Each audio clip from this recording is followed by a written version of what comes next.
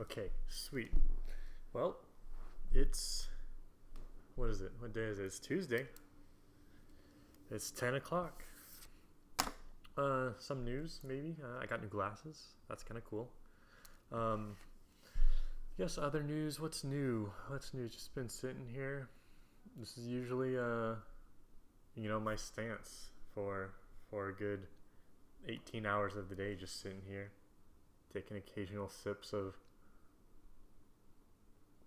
It's a sencha. It's a green tea. Anyways, we got a cool little itinerary for today. And it's going to start off with this newsletter from Planet Money. And this is a pretty interesting title: Unemployment Insurance or Employment Insurance. Now, I can only guess what this is about because I haven't read it yet, but we'll uncover this together. It's by good old Greg Rosalsky. Love that dude. Okay. It says over the past couple of weeks, nearly 10 million Americans have filed for unemployment, and I'm sure you guys know maybe even one or two people that have done this. I know some people in my immediate family have filed for unemployment. It's easily the worst 2-job weeks in U.S. history, and it might not be over.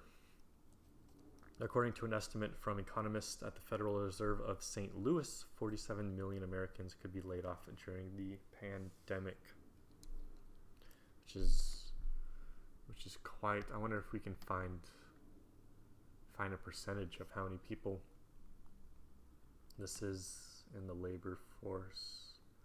Let's just do a quick skim to see if we can find. Okay.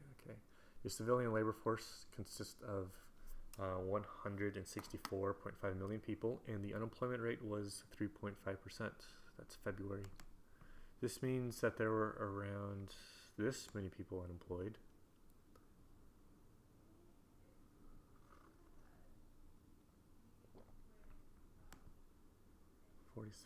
Oh, it says could be laid off, right? 47 million Americans could be laid off.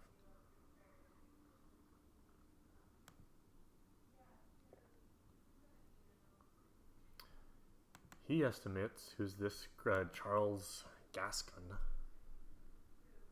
66.8 million people are employed. Oh, this is high risk. So that's quite a lot of people, right? Just long story short, Germany hasn't released its numbers of unemployment claims recently, enough for us to compare it to the huge U.S. surge. But they're likely to be way lower. That's because Germany is handling the same crisis differently. They have a system aimed at preventing mass layoffs. It's called Kurzarbeit, which translates to short-time work. I think we read this in an Economist article last week. Under the program, when companies declare they're under financial distress, the government helps them pay their workers. The workers reduce their work week, and the government pays them typically about 2/3 of their lost wages. In this way, everyone shares the pain of the downturn, and the system safeguards employment. So that's what it's talking about employment insurance. Instead of these people losing their jobs and then receiving money from the government, they're keeping their jobs and receiving money from the government. Using the short-time work program, which has existed for over a century, Germans have weathered everything from world wars to financial crises. Unemployment did not rise in Germany after the 2008 financial crisis like it did in other advanced economies, says Anke Hansel, an economist at the Hertie School in Berlin. It was definitely due in large part to the Kurzarbeit, because companies did not have to fire their workers.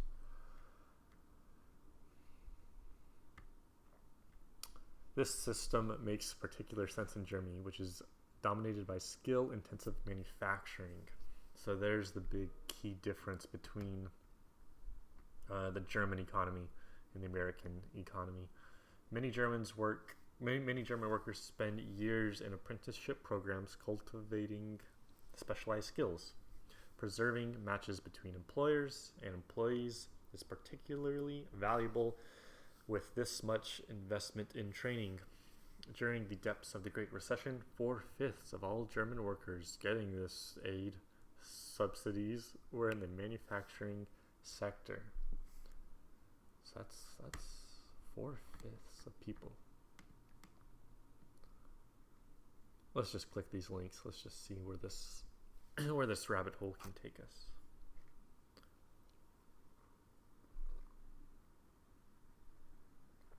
Short-term work.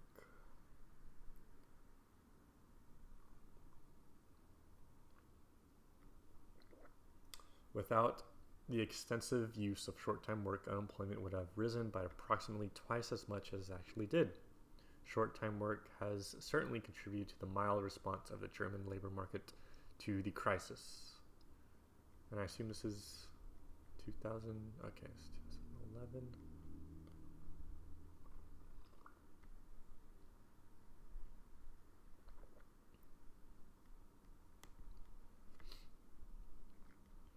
Okay, I can do this. Rudier Bachmann, a German-American economist at Notre Dame, argues that the German system in maintaining the links between employers and employees allows the economy to recover faster once a crisis is over. In the US system, companies have to invest time and money finding and training workers all over again. That's a pretty interesting point, because if you think about the people who are now unemployed, after this financial crisis, are they going to go back to that same job, or where are they going to end up?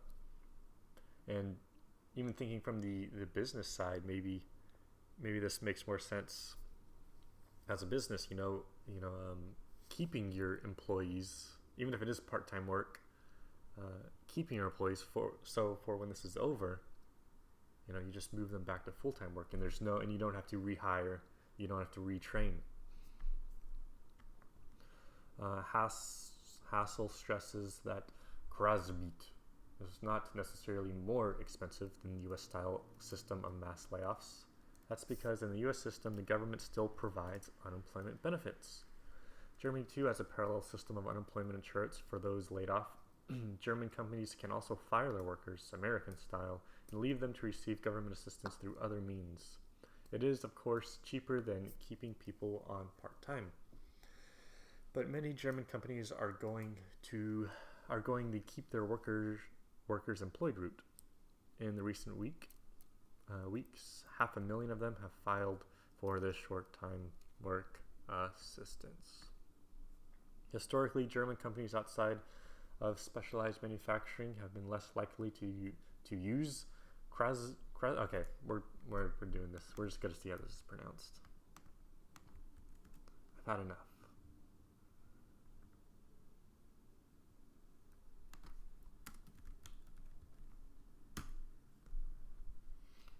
Give it to me. How do you... Yes. I'm going to Harvard. Alright, give it to me. Give it to me straight. Oh, it's not gonna... This is not a pronunciation at all. That's not a pronunciation. Let me make sure my sound is... Sure. Here we go. Kurzarbeit. Kurzarbeit. Kurzarbeit. All right. Whatever you say, man. Kurzarbeit. It makes sense because many jobs, especially in the service sector, don't require as much training. Now I hope it shows up again. Bam. Okay, for example, a cashier at the grocery store or a server at a restaurant. Wait, what do we write? Because many jobs. Okay. Companies in these sectors have an easier time hiring and training workers once the economy rebounds. But Bachmann argues saving matches is even is even important in this sector. There's the burger joint, but there's also the Asian fusion restaurant that figured out something very specific that provides welfare to customers. He says, we would like to have this reopen as fast as we can after the crisis. France, Denmark, Britain, and other nations have adopted similar programs. One economist even called Kurzarbeit one of Germany's most successful exports. Interesting. An export of ideas. Let me click this right quick. Subscription. Ooh.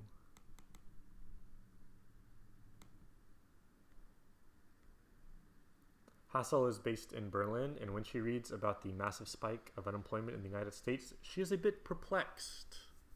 We're doing it this way. Well, from a European's perspective, it doesn't look good, she says. Even though unemployed Americans are getting checks from the government, she says, they're still dealing with the immense insecurity, anxiety, and vulnerability that comes from being jobless. This mass of unemployed people will end up costing taxpayers in numerous ways.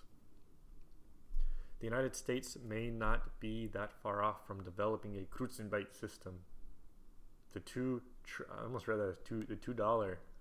coronavirus relief package doubled down on traditional unemployment insurance, but it also includes a measure that might be considered Kurzarbeit light. The act created a $349 billion paycheck protection program. Under this program, small businesses can apply for loans at a private bank, and these loans are forgivable if the company keeps their employees on the payroll. Very interesting. Bachman believes that this is a step in the right direction, but he questions why this is being administered through private banks as opposed to directly from the government, and why it's limited only small businesses. He thinks this will slow down and reduce benefits of the system, but it may be the start of a different way of thinking about how to weather an economic shock.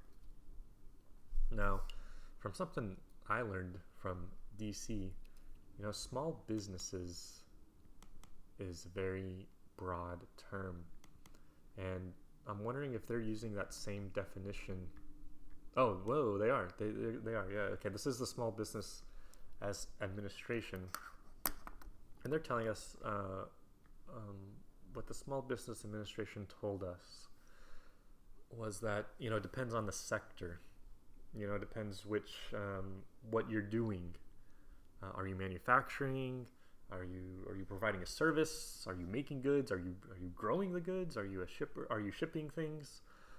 It depends on the sector in which you are, where the qualifications or the criteria of what a small business is. So they were telling us in certain sectors, you could be making millions of dollars a year and still be considered a small business. I don't know if I'm alone, but whenever I hear small business, I think about a tiny business. There's 3 employees, and it's a small shop you walk around in. That's where my mind goes with small business. But here, this is it. But in reality, a small business, you can have hundreds of employees. You could be pulling in millions of dollars. So I wonder if we can find some specific. Let me zoom in here right quick.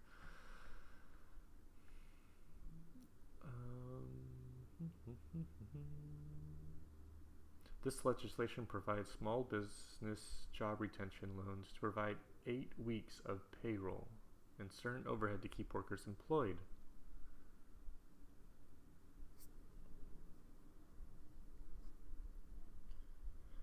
The loans will be forgiven as long as the funds are used to keep employees on the payroll.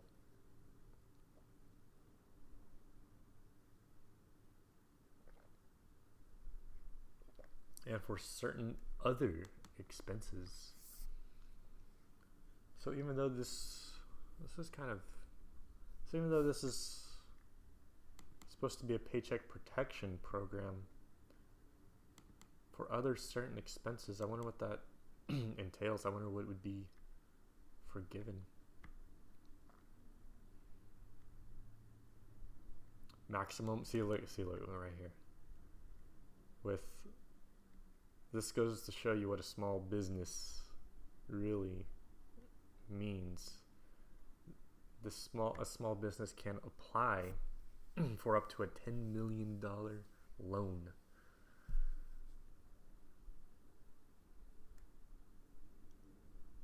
Eligible all small businesses, including nonprofit, veteran organizations, with 500 or fewer employees. So there's their criteria.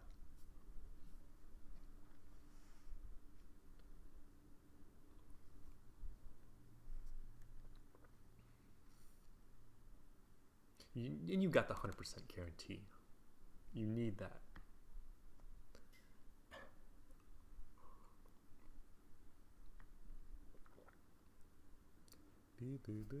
Wow, that was fun.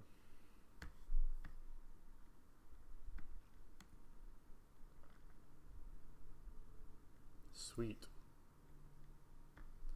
All right, we learned a couple things. We learned about Kurzarbeit. Kurzarbeit. Learned about how Germany is approaching unemployment, how America has approached unemployment or employment. Next on this itinerary was I ran across this video. This is the IMF and World Bank officials speak on global response to coronavirus outbreak. This was streamed in March, and I'm not gonna look at the whole thing, but I'm just gonna listen to, I don't know. We'll skip around and find the interesting part for sure. I hope. Let me turn up this volume. On the epidemic, and it would depend on the timeliness and effectiveness of our actions. And I want to focus on those. Number one priority in terms of fiscal response is ensuring frontline health-related spending to protect people's well-being, to take care of the sick, and slow the spread of the virus. I cannot emphasize enough how urgent it is for authorities to lean forward in funding outbreak-related health spending, and the need to match demand with supply of the necessary protective and treatment health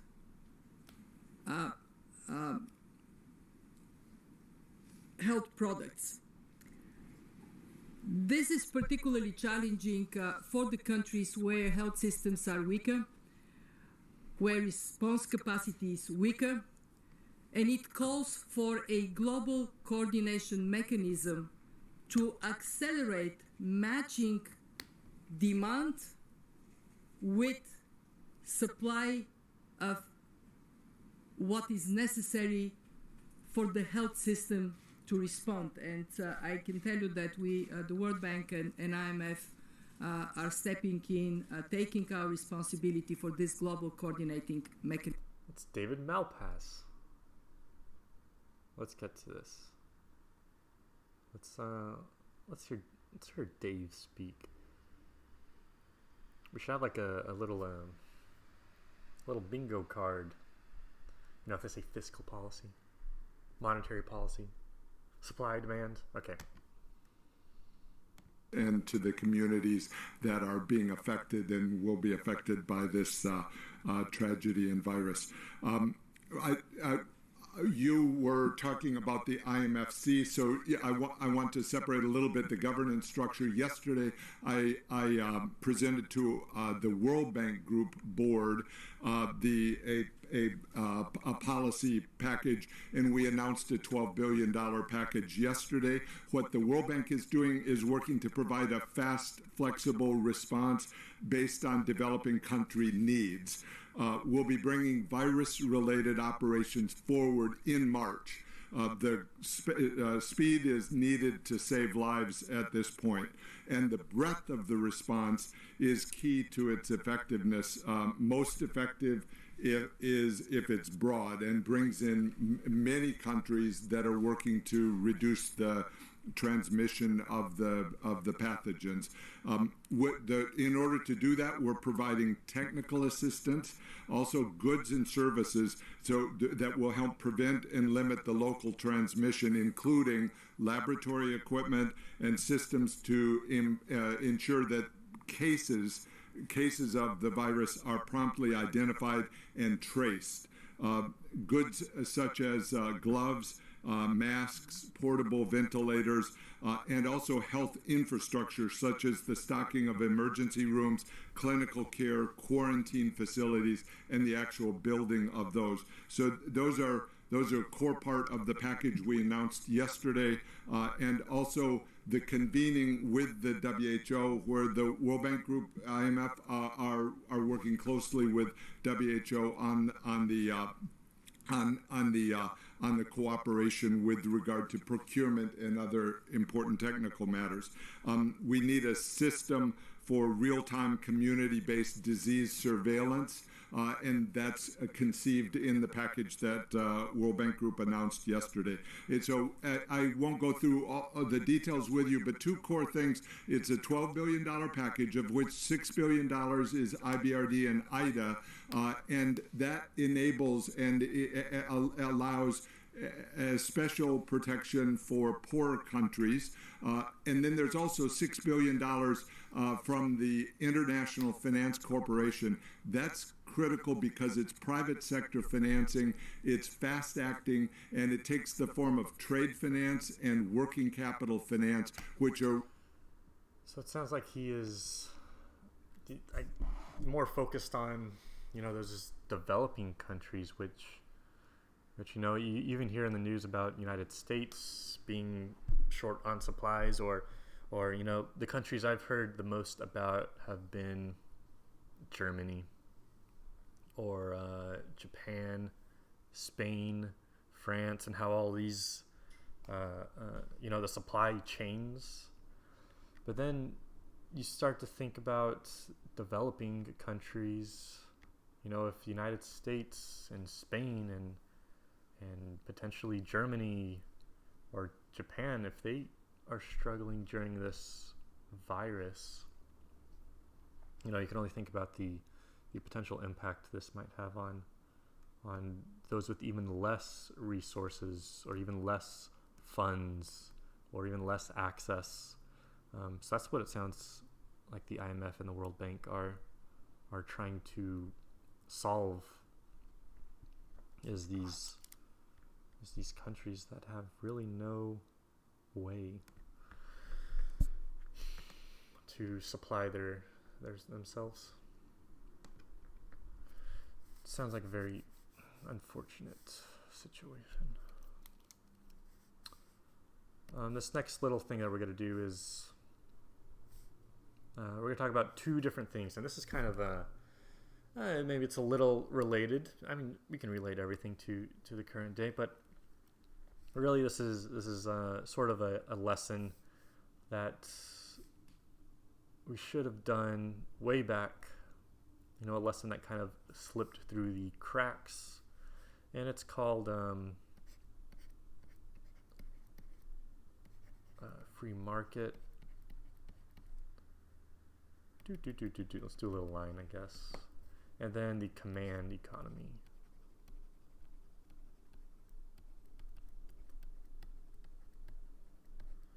Actually, yeah, it still totally relates to current day. Everything does. Let's pick a nice. Oh Heck yeah. Heck yes. No? So we got the free market and the command economy. I'm just going to use all the colors. First up, boom. So there are two, well, first of all, these are polar opposites, and they are both trying to solve that question. Ooh, let's type it out.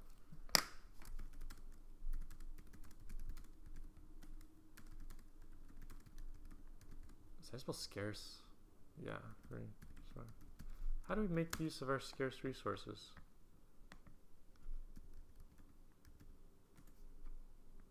Let's move this. No. Oh, can I really not move? All right, looks like it's stuck there. We're trying to answer this question, or both of these are solutions, potential solutions to answer this question. How do we make use of our scarce resources?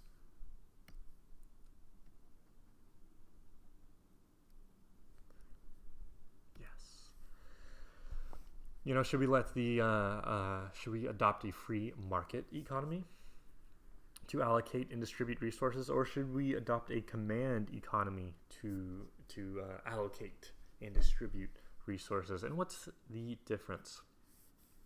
So if we look at the free market, there are two kind of main things that defined a free market, and the first one is going to be private property.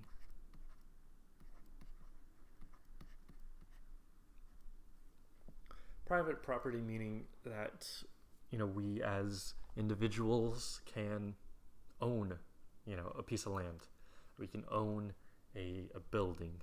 We can own capital. And it's the free exchange.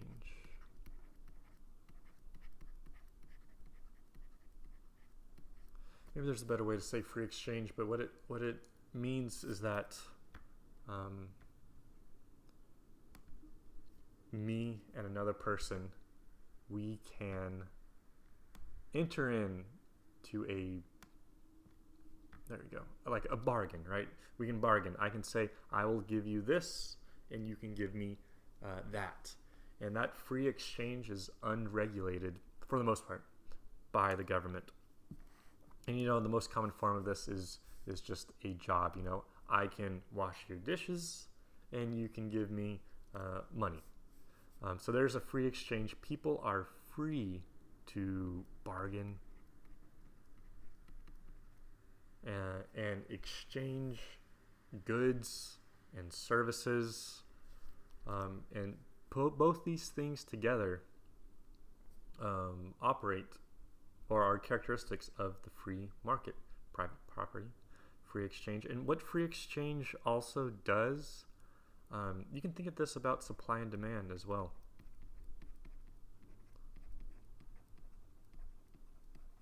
I am supplying this, and you are demanding that, and then we exchange. You know, I will give you my supply if you demand it.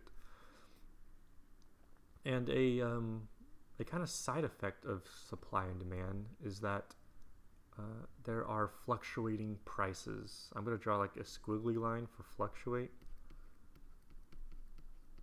You know, prices are really a reflection of what people want and what the collective society values. In a command economy, we have, let's say,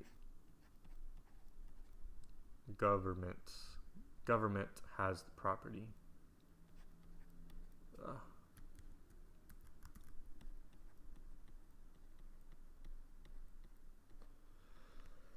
You know, this piece of land is not going to be owned by an entrepreneur. This piece of land is going to be owned by the government. You know, this building isn't going to be, you know, the Apple headquarters. It's going to be the government headquarters.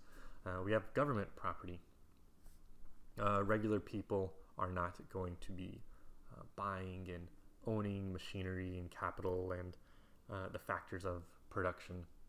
It's going to be all the government, and the government will distribute the factors of production. Number two, if we want to compare with this free market, the free market is about supply and demand and bargaining and exchange of goods and services and prices. Prices come out of this. In the command economy, the government will set the prices.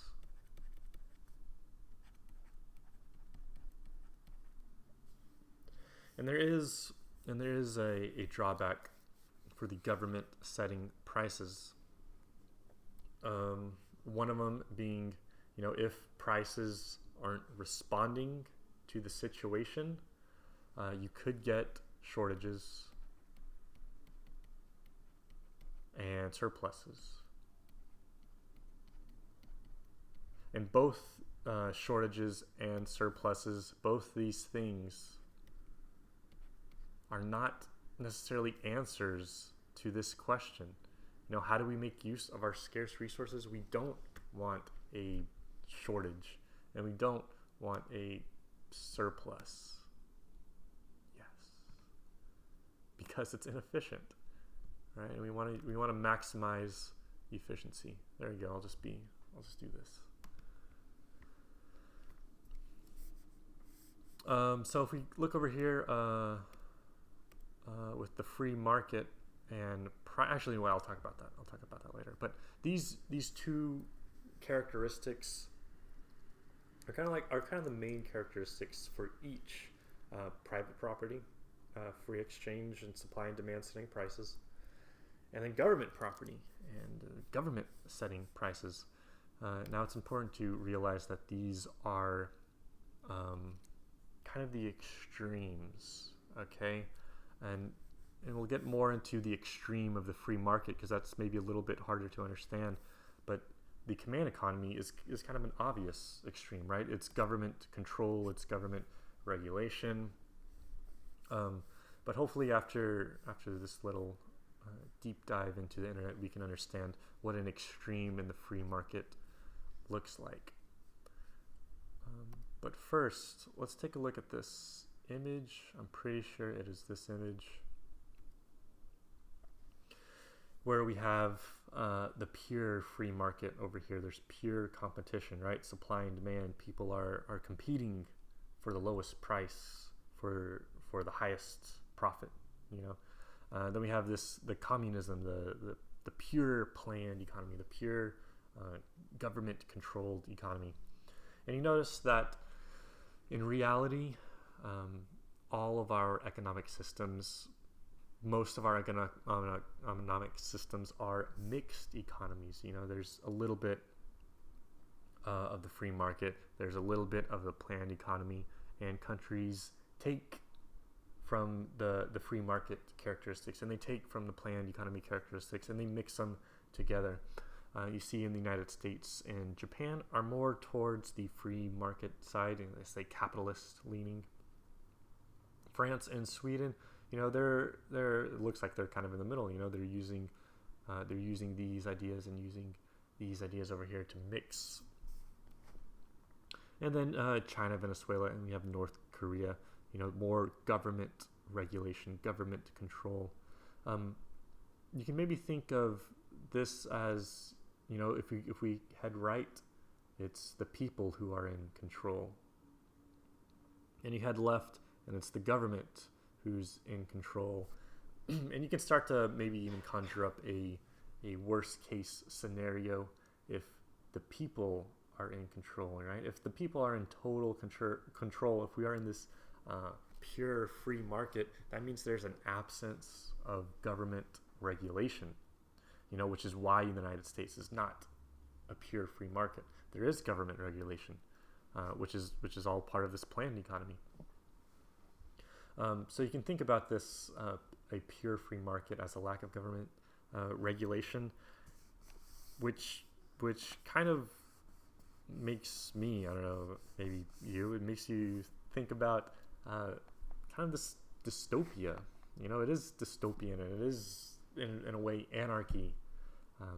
It's the people who are making the rules, the businesses who are making the rules. There is no central authority telling anyone what to do. So that's why we kind of want to stray away from a pure free market. Now, if we come to this great site, I don't want to go to this one yet. I want to go to, no, let's do this. Okay. It says understanding market economies. And you'll get much more into this if you take an economics class in college. But it says a theoretical basis for market economies, free market economies, was developed by classical economists such as Adam Smith, David Ricardo, and John Baptiste Say.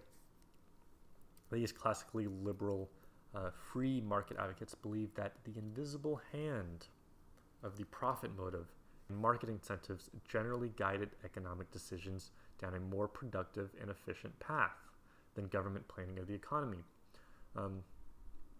So what he's kind of saying is, if we leave this up to supply and demand, if businesses are reacting to the wants and the needs of the people, and they're changing with the people's culture, this invisible hand, it's gonna push us in the right direction. Even think about it from a competitive standpoint. If there is a profit motive, meaning that these businesses want to make money, that means they're going to start competing with each other. If they start competing with each other, they're going to try to make the best product. And by trying to make the best product, we are going to become more efficient.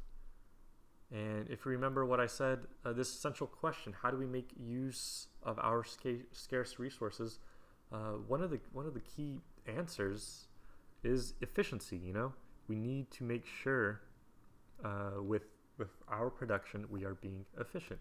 And so that's what Adam Smith is saying, is that if we almost embrace this profit motive, this will lead to competition, and competition will lead to efficiency, and efficiency will lead to a strong economy.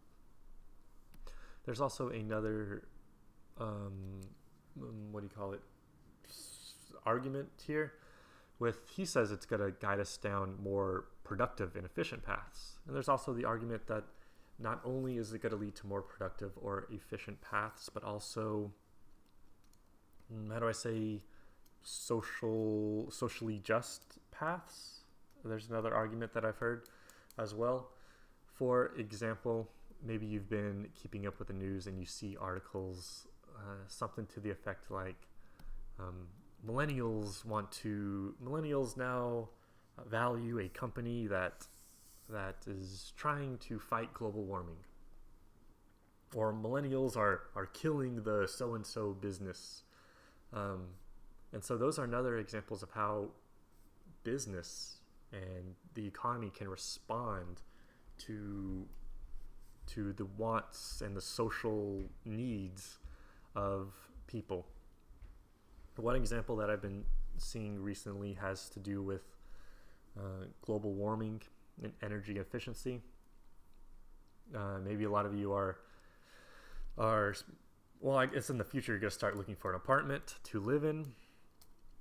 And I know with my experience in apartments, when I enter into whatever that area is called, front office, you see advertisements for how that apartment is trying to play a role in global warming and environmental protection.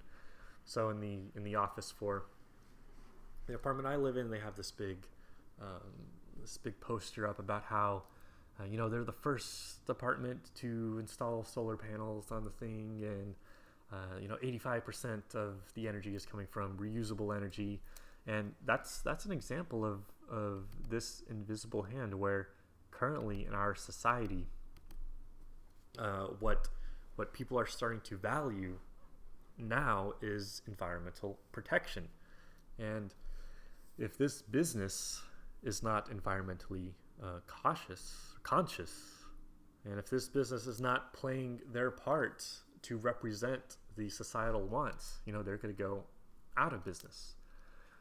So it's also a profit motive. If this business wants to stay in business and they are realizing that more and more people are being environmentally cautious, they too will want to do their part to help the environment. And that's sort of what this invisible hand idea is getting on, is that we'll be guided through supply and demand, through the free market. We will be guided towards efficiency, maybe even social justice. But of course, there's some pretty obvious counter arguments you can make there. Take a look at this. Here's another. I was reading this morning, and this was pretty interesting. So the two fundamental aspects of market economies are private ownership of the means of production, right? The factors of production, land, labor, capital, and the voluntary exchange, free exchange, the voluntary exchange. Prices arise naturally in a market economy based on supply and demand. There was something, yes. So take a look at this. I thought this was pretty interesting. It says, Karl Marx, a German philosopher, argued that a market economy was inherently unequal and unjust because power would be concentrated in the hands of the owners of capital. Marx is credited with coining the term capitalism. So this is a pretty interesting counter argument where you look at this again, private property and supply and demand. And it does, in both of these theories, what they leave out the people who are trying to abuse these systems. What Karl Marx is doing is he's pointing out more or less, maybe is it a loophole? It's not necessarily a loophole, but maybe a unintended consequence of the free market.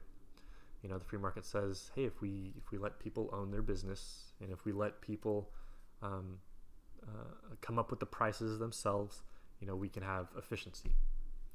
And while it doesn't say Marx discredits that, he says, okay, maybe you will get efficiency. Maybe you will use your resources to their maximum potential. Maybe the free market really is the answer to how we make use of our scarce resources, but it's leaving out this entire sector of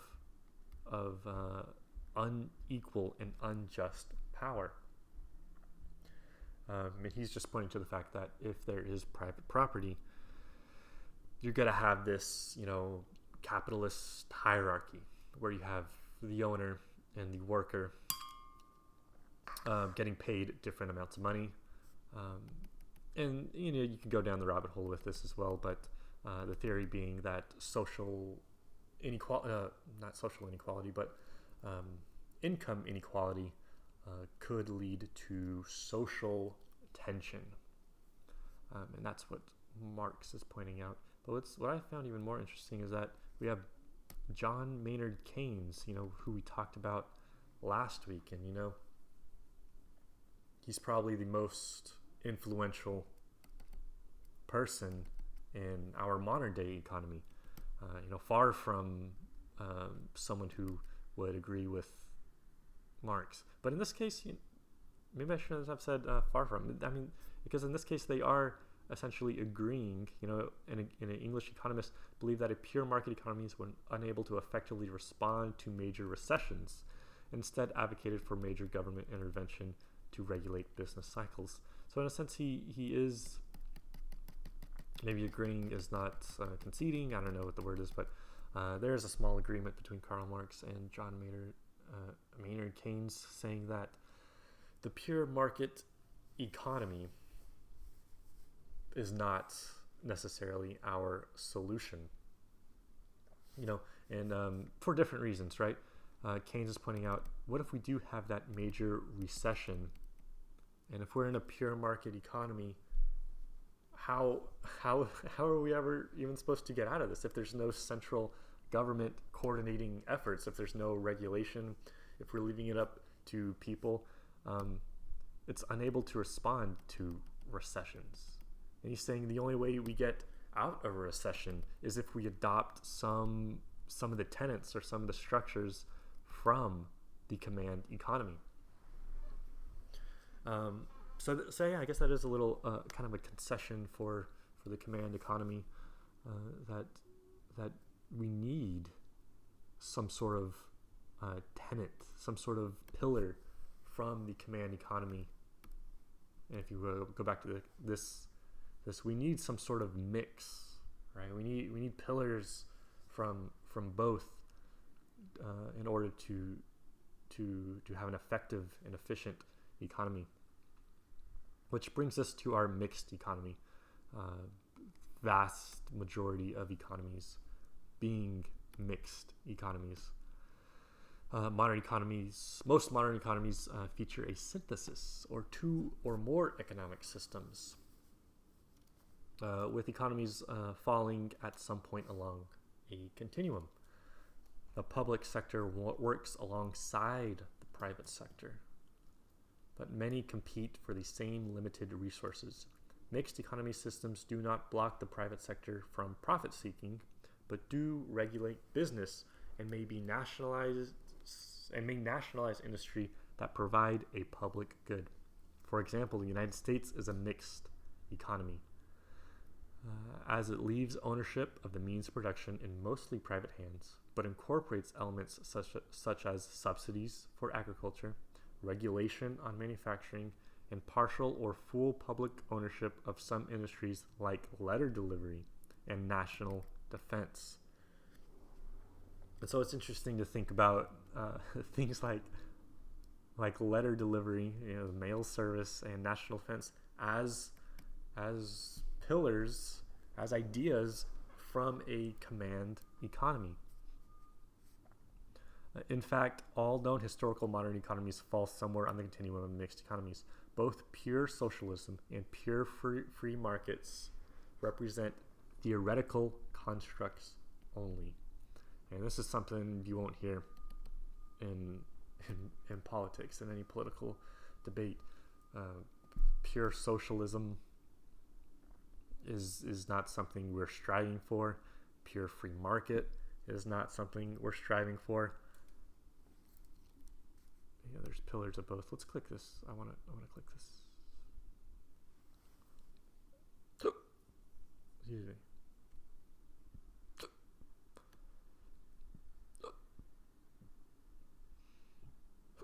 Characteristics of both capitalism and socialism. A mixed economy system protects private property and allows a level of economic freedom in the use of capital, but also allows for governments to intervene in economic activities in order to achieve social aims for the public goods. For the public good.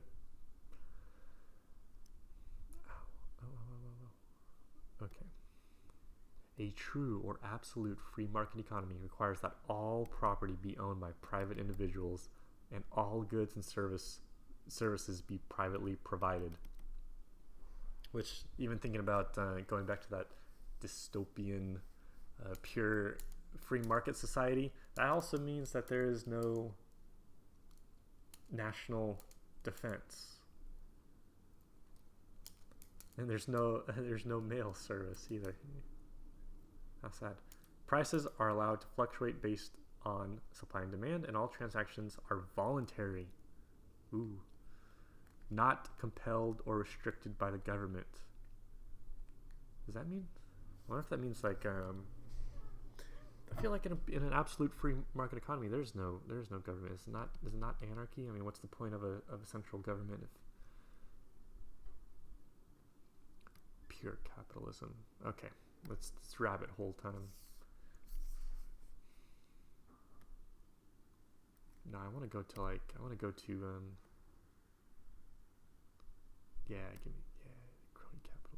crony capitalism refers to a capitalist society that is based on close relationships between business people and the state. Instead of success being determined by a free market and the rule of law, the success of a business is determined on the favoritism that is shown by its government in the forms of tax breaks, government grants, and other incentives. I think I'm really just looking for a dystopian novel right now. I just want...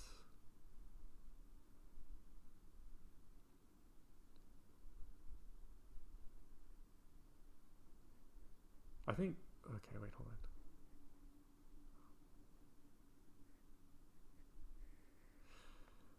So really, the real main takeaway is, oh no, we need to do one more thing. But the real main takeaway is that there are characteristics of both capitalism and socialism that, what this just said, that are in every modern economy in the world.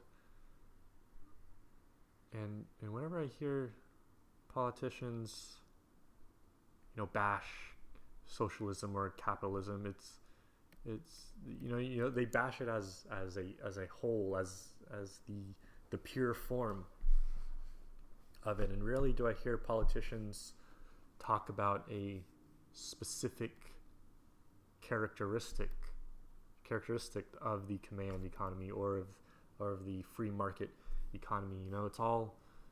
They always go after everything as a whole. There's never any specificity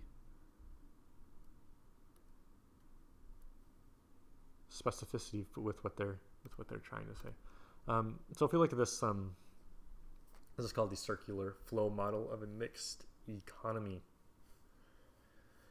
And here we have a mixed economy because we have households, people, and we have businesses, but we also have the government that is influencing both these things. And if we just go around in a circle, we can see how things work in a mixed economy. You see the households. Actually, should we start? Yeah, let's start with the households. The households. Wait, I'm trying to figure out which way I start. Which way makes more sense? The household they need to provide the labor to the business or to the firm. There is no firm without the household, right? The household came before the firm. So the household is providing this firm with, we can say, the factors of production. And once the factors of production are used up,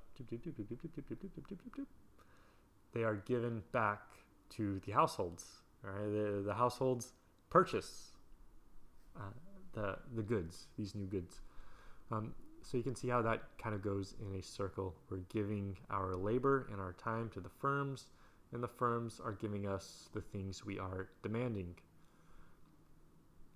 Now that's the physical flow, right? The factors of production and goods and services that are flowing. And if you look at the monetary flow, well, in exchange for these goods, we are going to be giving money to the firms. And this has always been a little strange looking at this for me, because the households are giving money to the businesses, and the businesses are giving money to the households, all right, in the form of wages. So wages go to the households, and then the wages go back to the businesses. And looking at this just in isolation, it's kind of like, what's the point of money if we're just giving it back to each other? You can go deep. Anyways, but of course here the government comes in, and this is the command economy, right?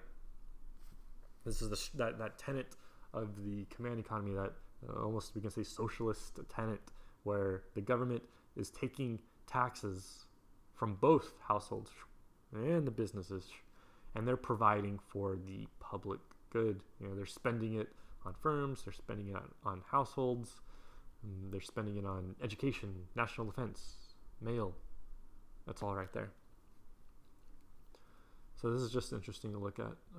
Just go around in circles again. Households give the money. firms give the money back. Households give the time and the labor and the entrepreneurship, the capital, and they use this to produce other goods and give it back to the households. And that's the circular flow model, which we do need to know for the A/B test. Sweet. I think that's about it. I think I'm gonna go read some dystopian fiction now. So thanks for dropping by. Thanks for learning how to pronounce this with me. Kurzarbeit. Okay.